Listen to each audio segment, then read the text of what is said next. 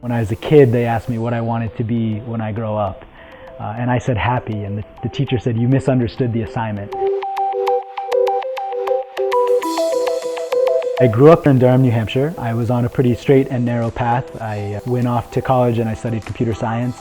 Out of college, I moved to Boston, where I worked for 12 years as a computer scientist and computer engineer.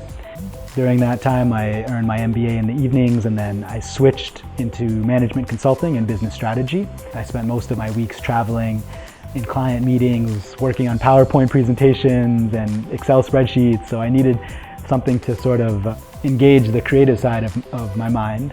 And someone just asked me point blank, like, what would be your dream job? And without hesitation, I said, I would love to own my own bakery. In the fall of 2016, I had about a month and a half off from work, and we were traveling through Europe. Nadine, my wife, said, "What would you like to do?" And I said, I would love to rent a house in the countryside of Italy and in Tuscany and just bake bread and drink wine all day. And she said, "Why don't we get you into like an intensive course to try to learn, a little more of the science behind it and the craft behind it." And so we found a course in Paris for a week, a school called Ferrandi, which is the largest culinary school in Europe. And I went there and I took the week-long course, and I was like beaming the whole time. I would wake up super energized and come back super energized, and was just having the time of my life.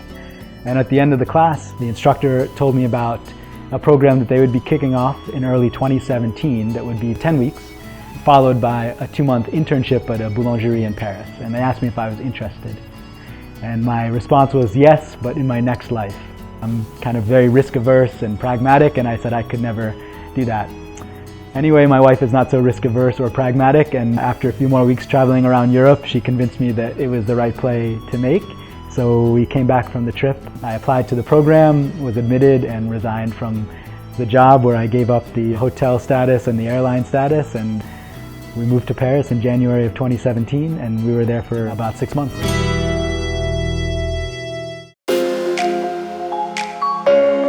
Our company name is called Farag Breads. Farag is our last name, and breads is the fact that we sell breads and a couple of sweets. I'm the co-founder along with my wife Nadine. My main responsibility is the baking piece of it. I handle the day-to-day operations, inventory, and the baking side of it. And then at the end of every day where we have deliveries, she hand wraps each individual loaf of bread and we give it out to the customers.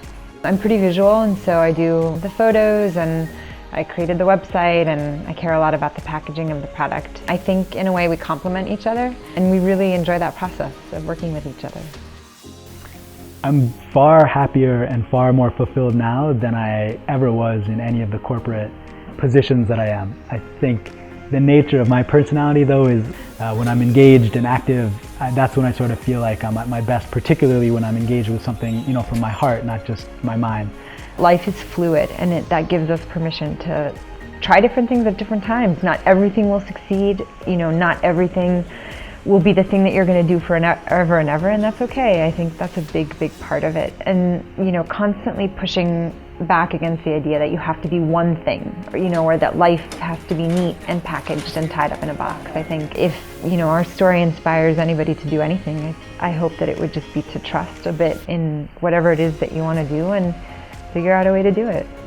Never underestimate what you're capable of when you're fully engaged, kind of mind, heart, body, soul, spirit, because you really can accomplish so much more than you may think you could.